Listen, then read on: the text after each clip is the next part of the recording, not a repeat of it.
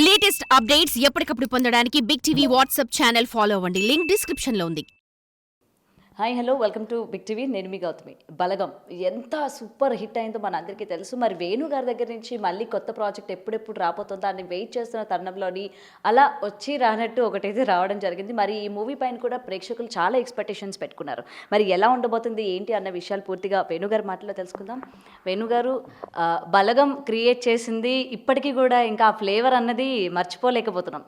Next Venu గారు మీ మీద కూడా అంతే బర్డెన్ ఉంటుంది. బలగం అంటే ఇంకా దానికి మించి మీరు చేయాలి అన్న ప్రెషర్ మీ మీద ఉంటుంది. జనాల ఎక్స్పెక్టేషన్స్ కూడా ఆ విధంగా ఉంటుంది. సో ఎల్లమ్మ అని మీరు ఏదైతే పెట్టుకున్నారో ఎలా ఉండబోతుంది ఏంటి మూవీ పేరు చూస్తే మనకి గ్రామ దేవతల పేరు అంటే మొత్తం కూడా ఇది మీరు ఎట్లా తీసుకెళ్ళబోతున్నారు ఏంటి అన్న దానిపైన కొంచెం మాకు ఏమైనా రివీల్ చేస్తారా? అంటే దానికి ఎల్లమ్మ ఎలా ఉండబోతుందో నేను అయితే చెప్పలేనండి. డెఫినెట్లీ నాకైతే ముందు బలగం తర్వాత ఏం తీస్తున్నాడు అనే ప్రెషర్ చాలా ఉంది. ఇప్పుడు కొంచెం టైం అయిన తర్వాత ఆ ప్రెషర్ నాకు ఇప్పుడు బాధ్యతలాగా నేను ఫీల్ అవుతున్నాను బేసిక్. ఎందుకంటే నాకు అదృష్టవంతుని ఆ సినిమా నాకు హిట్ కాకుండా చాలామంది దగ్గర నుంచి ప్రేమ గౌరవం ఇచ్చింది. ఫస్ట్ ముందు ప్రేమించారు, దాని తర్వాత గౌరవిస్తున్నారు.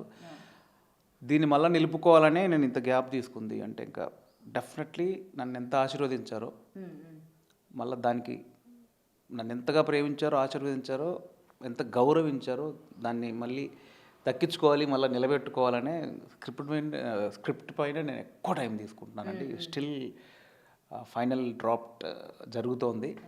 సో డెఫినెట్లీ వాళ్ళందరికీ ఖచ్చితంగా నచ్చుద్ది. అంటే కల్చర్ ఉంటుంది, ఎమోషన్ ఉంటుంది, వాల్యూస్ ఉంటాయి. సాంప్రదాయాలకి దగ్గరగానే ఎక్కువ ఫోకస్ చేస్తూ ఉన్నారు. అటు బలగం తెలంగాణలోని ముఖ్యమైన ఘట్టాల గురించి మీరు చెప్పారు. ఇప్పుడు ఎల్లమ్మ తల్లి తెలంగాణ ప్రజలే ఎక్కువగా పూజించే దేవత.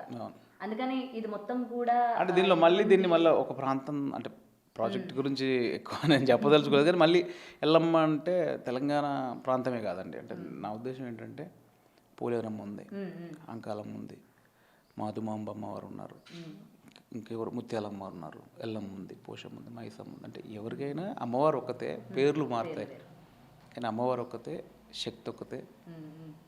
భక్తి శ్రద్ధలతో పూర్తిస్తే వాళ్ళని కాపాడే అమ్మ ఒక్కతే. బట్ పేర్లు మారుతాయి, ప్రాంతాలు మారుతాయి, పేర్లు మారుతాయి, ఆచారాలు మారుతాయి, కానీ తల్లి ఒక్కతే. మళ్ళీ పోర్ట్రేట్ చేయొద్దని, అంటే పోర్ట్రేట్ ఇన్ ద సెన్స్ తెలియకుండా మళ్ళీ అలా కాకుండా ఇది అందరిది అనేది నా ఉద్దేశం. సో మంచి సినిమా అండి, డెఫినెట్లీ అందరికీ నచ్చుతుంది. దాని మీద కొంచెం హార్డ్ వర్క్ చేస్తున్నాము. భయం ఉంది, భక్తి ఉంది, ప్రెషర్ ఉంది, అన్నీ ఉన్నాయి. అవన్నిటిని ఓవర్కమ్ చేసి మంచి సినిమా అందించాలన్న దాంట్లోనే కాదు. ఎప్పుడు సెట్స్ పైకి వెళ్ళబోతుంది? 25లో డెఫినెట్లీ న్యూ ఇయర్లో ఫ్రెష్గా అప్డేట్ ఇస్తామండి. ప్రొడక్షన్ త్రూ అప్డేట్ వస్తుంది. All updates, official updates already Raju garu announce చేశారు. అఫీషియల్ అప్డేట్స్ అన్ని రకాలుగా వస్తాయి. న్యూ ఇయర్లో స్టార్ట్ అవుతుంది డెఫినెట్లీ. ఓకే. సో అలాంటి కొత్త వాళ్ళకి ఏమైనా ఆపర్చునిటీస్ ఉంటాయా? డెఫినెట్లీ అండి. నేను ఇప్పుడు బలగం చూసారండి, కొత్త వాళ్ళు పాత వాళ్ళు అనే సెన్స్ కాదండి. రాసుకున్న కథలో ఆ క్యారెక్టర్ ఎవరిని కోరుకుంటుందో నేను వాళ్ళ దగ్గరికి వెళ్తాను. ఇది నేను బలగంలో అదే చేశాను, ఈ సినిమా కూడా అదే జరుగుతుంది. అంటే అదే కోరుకుంటుంది కదా. సో అది మీరని కాదు, నా కథలో మీరుంటే మీరు ఎక్కడున్నా మీ దగ్గరకు వచ్చి మిమ్మల్ని బతిలాడి మావాడి మీకు అన్ని చేసి తీసుకొస్తాం. మీరు అందుబాటులో ఉంటే నాకు లేనిది క్యారెక్టర్ లేని మాత్రం ఇవ్వలేను. అది ఏం ఎక్స్పెక్ట్ చేస్తుంది, ఏం కోరుకుంటుంది ఆ క్యారెక్టర్, కథ ఏం కోరుకుంటుంది. డెఫినెట్లీ వాళ్ళు ఎవరైనా ఎక్కడికైనా అంత దూరం వెళ్ళి, ఇప్పుడు మనం మొగలే గారి దగ్గరికి వెళ్ళాం చూసండి, అది కోరుకుంది. ఎందుకంటే ప్రతిసారి ఎటువంటి ప్రాజెక్ట్స్ వచ్చినా వెంటనే క్వశ్చన్స్ రైజ్ అవుతూ ఉంటాయి. అంటే యాక్టింగ్ చేసే వాళ్ళు ఇంతమంది ఉన్నారు కదా, టాలెంట్ అంటే ఆపర్చునిటీ కోసం వెయిట్ చేస్తూ ఉంటారు. ఎప్పుడు అదర్ కంట్రీస్ నుంచో అదర్ స్టేట్ నుంచో తీసుకొచ్చి పెట్టే కన్నా, తెలుగు రాని వాళ్ళకి నేర్పించి పెట్టే కన్నా మేము ఉన్నాం కదా, దానికన్నా ఎక్కువ అవుట్పుట్ ఇచ్చే వాళ్ళం ఉన్నాం కదా అని చెప్పి ఎప్పుడు కూడా కొత్త వాళ్ళు బాధపడుతూ ఉన్న సందర్భాలు ఉంటాయి. సో అందుకనే నేను మిమ్మల్ని ఈ క్వశ్చన్ అడగాల్సి వచ్చింది అనమాట. కొత్త వాళ్ళకి మళ్ళీ మీరు ఆపర్చునిటీ ఇస్తున్నారా ఏంటి అని చెప్పి. ఇష్యూ అండి. ఇప్పుడు నేను ఎవరినో ఉద్ధరించాలని సినిమా తీయట్లేదు, ఎవరినో త్యాగం చేయాలని సినిమా తీయట్లేదు. నా సినిమా బాగుండాలి, నా సినిమా హిట్ అవ్వాలి, మా ప్రొడ్యూసర్ గారికి డబ్బులు రావాలి, యాక్టర్లకు మంచి పేరు రావాలి, దర్శకుడిగా నాకు పేరు రావాలి. ఏదైనా ఈ ప్రాజెక్ట్ వర్క్ అవ్వడానికి ఎవరు యూజ్ అవుతారో వాళ్ళనే తీసుకుంటారండి. ఏ ప్రొడ్యూసర్ అయినా, ఏ డైరెక్టర్ అయినా. ఎందుకంటే అంత కష్టపడి చేసేది ఆ ప్రాజెక్టు బయటకు వచ్చి అందరికి రీచ్ అయితేనేమో కదా మా కష్టం. ప్రతి ఒక్కరు మా సినిమా చూసి మెచ్చుకుంటేనే కదా మా కష్టానికి ఒక అర్థం ఉంటుంది. ఆ ప్రాజెక్ట్ ఏం కోరుకుంటుందో అదే. ఇప్పుడు మీరు నాకు ఇంటర్వ్యూకి వచ్చారు, నా వాయిస్ బాగుండాలంటే ఏ మైక్ వాడాలి, నేను బాగా వాడాలంటే ఏ కెమెరా, అదే వాడతారు తప్ప మా ఇంట్లో ఎప్పటి నుంచి ఉందని ఒక వాడరుగా. మీ క్వాలిటీ మీకు కావాలిగా, అక్కడ బ్రేక్ చేయరుగా, అంతేగా, మాది అంతేగా. దానికి ఎవరు అవసరం ఏందనేదే ముఖ్యం అనేది నా ఉద్దేశం. అది ఇప్పుడు బలగం లాంటి సినిమా వచ్చినప్పుడు అందరు కొత్త వాళ్ళు వచ్చారుగా.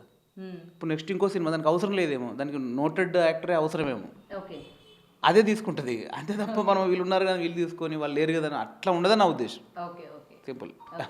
అండ్ ఫైనలీ ఒక్కటే క్వశ్చన్, డైరెక్టర్స్ స్టోరీస్ రాసేటప్పుడు అసలు వీళ్ళకి ఐడియాస్ ఎట్లా వస్తాయి? కొంతమందికి ఏమో స్మోక్ చేస్తుంటే వస్తాయి, కొంతమందికి మ్యూజిక్ వింటుంటే వస్తాయి. మరి వేణు గారికి ఎలా వస్తాయి ఐడియాస్? మీరు ఏమైతే ఫీల్ అవుతారో అన్నీ అండి. అంటే ఎక్స్ప్లోర్ అయితేనే కదండి బేసిక్గా, ఎక్స్ప్లోర్ అయితేనే. ఇప్పుడు స్మోకింగ్ చేసేటోళ్ళు స్మోకింగ్, మందు తాగితే మందు, ఒక్కొక్క మూడు ఉన్నప్పుడు ఒక్కొక్కటి వస్తుందండి. నేను సత్యపూసని ఏం చెప్పట్లే. అంటే మనం ఎక్కడో చోట స్టక్ అయినప్పుడు దాన్ని బ్రేక్ చేసి ఒక ఇది కావాలి. అది ఇప్పుడు మీలాంటి ఒక ఫ్రెండ్ ఉందనుకోండి, మీతో మాడితే నాకు ఐడియా వస్తుందేమో. లేకపోతే ఏకాంతంగా ఎక్కడో శూన్యంలో చూసుకుంటే సిగరెట్ కలిసి వస్తుందేమో. లేకపోతే మందు తాగితే ఒక అవుట్ ఆఫ్, అంటే సమ్టైమ్స్ ఎట్లుంటుంది, ఏదో రాస్తుంటాం మనం, అక్కడ మనకు అది క్లియర్ అవ్వదు ఆ సమస్య కథలో. ఇది ఆ ప్రాబ్లం ఉంది, ఇలా రాస్తే ఈ ప్రాబ్లం ఉంది, అలా రాస్తే ఆ ప్రాబ్లం ఉంది, ఇట్లా అది ఉంది, ఇది ఉంది అని అనుకుంటున్నాం అనుకోండి, అక్కడే ఉంటాం. ఒకసారి 4 వేసాం అనుకోండి, అప్పుడు ఓపెన్ అయిపోద్ది. ఎందుకు ఇలా ఉండకూడదు, చేద్దామని ధైర్యం రావచ్చు. అంటే నేను ఇప్పుడే మొదలు పెట్టాను, నేను పెద్ద లెక్చర్ ఇస్తానేమో రైటింగ్ మీద, కానీ ఏదైనా రాసే ప్రాసెస్లో ఉన్నాం కాబట్టి మనకు ఆ బ్రేక్ చేయడానికి, ఆ సమస్యను క్లియర్ చేయడానికి ఏదైతే ఇంపాక్ట్, ఒక సీన్ రాస్తుంటే ఏది తట్టలేదు అనుకో, టీవీ చూస్తాం, లవ్ సీన్ చూస్తాం, దాని చుట్టూ ఏదో పడుతుంది. అందుకే ఆ సీన్ ఏం డిమాండ్ చేస్తే ఆ అంబియన్స్లో అందరు రాస్తారండి. అది కామన్, అది పెద్ద పెద్ద శ్రీ గారి దగ్గర నుంచి అంతే కదండి. వ్యాపకం ఉండాలి, ఉంటేనే దాన్ని బ్రేక్ చేసి అవుట్ ఆఫ్ స్కేల్కి వెళ్తేనే కొత్తది పుడుతుంది. అదే. Anyway thank you so much. అడిగిన క్వశ్చన్స్ అన్నిటికీ కూడా చాలా ఓపిక్గా ఆన్సర్స్ ఇచ్చారు. ఓకే. అండ్ మేమైతే చాలా ఈగర్గా వెయిట్ చేస్తున్నాం సార్, ఎలా ఉండిపోతుంది ప్రాజెక్టు, ఇంకెంత కొత్తగా తీసుకెళ్ళిపోతున్నారు ఏంటి అని చెప్పి. అంటే వేణు గారి పైన అంత నమ్మకాన్ని కలిగించేశారు మీరు ఆడియన్స్కి. సో మమ్మల్ని ఎక్కడ కూడా డిసప్పాయింట్ చేయరని అనుకుంటున్నాం. And all the best sir మీకు, మీ ప్రాజెక్ట్కి కూడా. Yeah sir. For more videos like this, subscribe Big TV channel.